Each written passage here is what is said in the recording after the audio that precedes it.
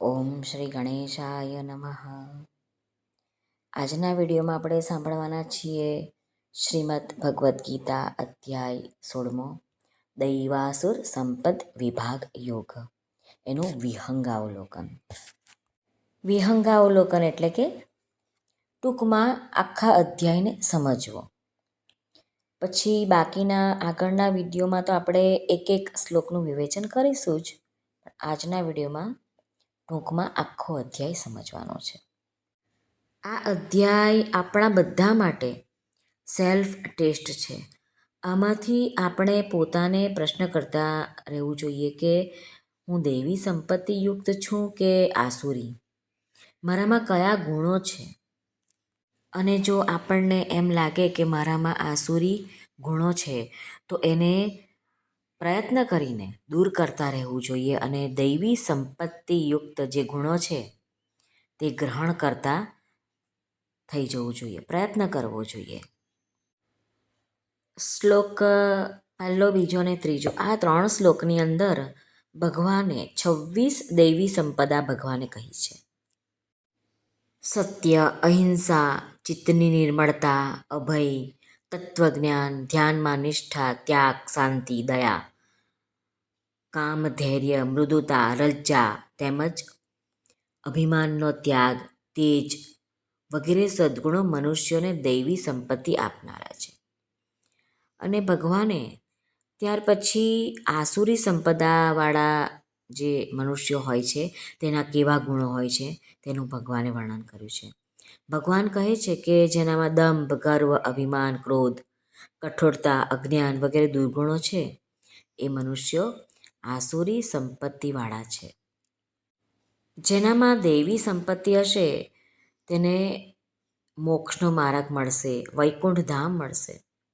જ્યારે આસુરી સંપત્તિ જેનામાં છે તે આ સંસારમાં બંધન પામશે, માયાની મોહજાળમાં લપેટાઈ જશે. આસુરી સંપત્તિવાળા મનુષ્યો કામનાઓ ભોગવવામાં અને વિષય સુખોમાં જ આનંદ માણે છે. તેઓ કામ, ક્રોધ અને લોભને વશ થઈને પોતાની મોહમાયા અને કામનાને ભોગવવા માટે અન્યાયથી ધન ભેગું કરે છે. ધન ભેગું કરવામાં પાપ કરતાં પણ ખચકાતા નથી અને આખી જિંદગી મારું મારું મારું આ જ કરવામાં રચ્યા પચ્યા હોય છે. હું બળવાન છું, હું સુખી છું, હું સામર્થ્યવાન છું, મારા જેવું આ દુનિયામાં કોઈ જ નથી. આવા મનુષ્ય કોઈ જાતની સિદ્ધિ કે સુખોને પામતા નથી. એ ભગવાન આ અધ્યાયમાં અર્જુનના માધ્યમથી આપણને કહે છે. દૈવી સંપત્તિ 26 પ્રકારની ભગવાને આ અધ્યાયમાં કહી. તો એ જે 26 જે ગુણો છે તે મુખ્ય 4 ગુણોને આધારે આવે છે. એક તો ઈશ્વરની નિષ્ઠા આવે એટલે આ 4 ગુણ આવે, અને એ 4 ગુણો આવે તો કયા કયા? નિર્ભયતા, કારુણ્ય, પ્રેમ અને તેજ. આ 4 ગુણોને ધ્યાનમાં લઈને 16મા અધ્યાયના બધા જ ગુણો જોવા જોઈએ. જે મનુષ્યમાં દૈવી સંપત્તિ આવે છે, એવી વૃત્તિ હોય છે, તે ભગવાનની જેમ ખીલે છે, એનામાં ભગવાન ખીલે છે. તેથી આ અધ્યાયમાં આખરે ભગવાન પોતે જ કહે છે, એતૈર્વિમુક્તઃ કૌન્તેય તમોદ્વારે સ્ત્રીભિર્નરઃ આચરત્યાત્મનઃશ્રેયસ્તતો યાતિ પરાંગતિમ. ભગવાન બધાના જ જીવનમાં છે, પરંતુ તે બધે ખીલતા નથી. જીવનનો અર્થ જે સમજ્યો છે, ભગવાને આપેલી મૂડી જેણે યોગ્ય રીતે વાપરી છે, જેણે તેની કદર કરી છે, આવા માણસો દૈવી ગણાય છે. દૈવી સંપત્તિનું વર્ણન કરીને પછી ભગવાને આગળ વર્ણન કર્યું છે, પ્રવૃત્તિ ચ નિવૃત્તિ ચ જના ન વિદુરાસુરાઃ ન શૌચન્નાપી ચાચારો ન સત્યં તેષુ વિદ્યતે. સામાન્ય રીતે પ્રવૃત્તિ કરવાવાળાના 3 હેતુ હોય છે. એક તો માનવીય સ્વાર્થ, જીવન વિકાસ અને સામાજિક સ્થૈર્ય. આસુરી સ્વભાવના માણસો પ્રવૃત્તિને અને નિવૃત્તિને બંનેને નથી જાણતા. એમનામાં નથી બાહ્ય કે આંતરિક શુદ્ધિ હોતી, નથી શ્રેષ્ઠ આચરણ હોતું કે નથી સત્ય ભાષણ હોતું. એ જૂઠું જ બોલ્યા કરે છે. આસુરી પ્રકૃતિના માણસો એમ કહ્યા કરે છે કે આ જગત આશ્રય વિનાનું, અસત્ય, ઈશ્વર વગરનું છે. આ સંસાર તો સ્ત્રી પુરુષના સંયોગથી જ ચાલ્યું આવે છે. આ સંસાર ચાલવાનું કારણ છે કામ, એના સિવાય બીજું કશું જ નથી. આ બધા મિથ્ય વિચાર દ્રષ્ટિને આધારે નાશ પામેલા સ્વભાવવાળા, મંદ બુદ્ધિના, સૌનો અપકાર કરનારા, ક્રૂર કર્મી માણસો આ જગતનો નાશ કરવા માટે જ સમર્થ હોય છે. અસુરી સંપત્તિવાળા લોકો દંભ, માન અને મદથી ભરેલા કામનાઓને પૂરી કરવા માટે જ આ સંસારમાં હોય છે. આના લીધે જ તેઓ મૃત્યુ પર્યંત અસંખ્ય ચિંતાઓનો આશરો લે છે. વિષયોને ભોગવવામાં તત્પર રહેનારા એવું સમજે છે કે હું આટલું સુખ ભોગવી લઉં તો મને શાંતિ થશે, હું આટલું ધન ભેગું કરી દઉં તો મને શાંતિ થશે.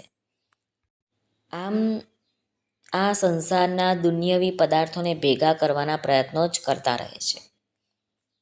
એ એમ સમજે છે કે આ એક શત્રુ મારાથી મરાઈ ગયો છે, હું બીજાને માર નાખીશ અને હું ધન એકઠું કરી લઈશ અને બધા શત્રુઓને મારી નાખીશ અને હું ઈશ્વર બની જઈશ, ઐશ્વર્યને ભોગવનારો બની જઈશ, બધી સિદ્ધિઓ અને મને પ્રાપ્ત થશે, હું બળવાન બની જઈશ, હું સુખી બની જઈશ.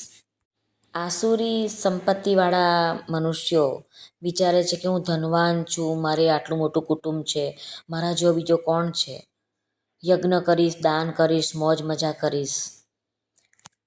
આ બધું અજ્ઞાનને કારણે મોહ ઉપજે છે અને એનાથી એનું મન ભ્રમિત થઈ જાય છે અને મોહજાળમાં વીંટાઈને તે વિષય ભોગમાં રચ્યા પચ્યા રહીને આસુરીજનો મહાન અપવિત્ર નરકોમાં પડે છે, એમ ભગવાન કહે છે.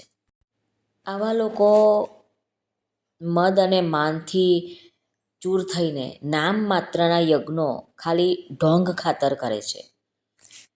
અહંકાર, બળ, ઘમંડ, કામના અને ક્રોધ અને પરાયણ રહેનારા, બીજાઓની નિંદા કરનારા માણસો ભગવાન કહે છે કે પોતાની અંદર અને બીજાની અંદર પણ હું જ અંતર્યામી સ્વરૂપે રહું છું તેનો દ્વેષ કર્યા કરે છે. આગળ વધીને ભગવાન કહે છે કે જે આવા મનુષ્યો છે, પાપાચાર્યો, ક્રૂર કર્મીઓ, આ નરાધમોને તો હું સંસારમાં વારંવાર આસુરી યોનિઓમાં જ નાખું છું. આસુરી સંપદાથી યુક્ત માણસો એ મૂર્ખા છે. ભગવાન કહે છે કે એ મને નથી પામતા પરંતુ જન્મો જન્મ આસુરી યોનિઓને પામે છે અને એનાથી ઘણી નીચ ગતિને પામે છે, ઘોર નરકોમાં એ પડે છે.